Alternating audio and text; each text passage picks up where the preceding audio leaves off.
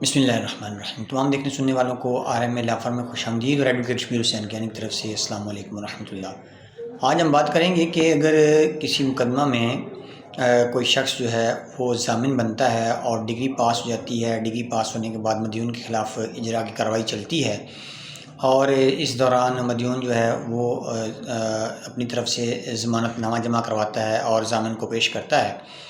उसके बाद कार्रवाई चलती रहती है और दौरान कार्रवाई जो है अगर मदयून जो है वो फ़ौत हो जाता है तो क्या उसके फ़ौत होने से जो ज़ामिन की लाइबिलिटीज़ हैं, ज़िम्मेदारियां हैं, क्या वो ख़त्म हो जाती हैं या वो बरकरार रहती हैं। तो आपको इस हवाले से आगाह करते चलें कि कोर्ट ने इस प्रिंसिपल को सेट कर दिया है कि मदयून के मरने के बाद भी ज़ामिन जो है उसकी ज़िम्मेदारियाँ ख़त्म नहीं होती हैं और उसकी लाइबिलिटीज़ जो हैं वो स्टैंड करती हैं।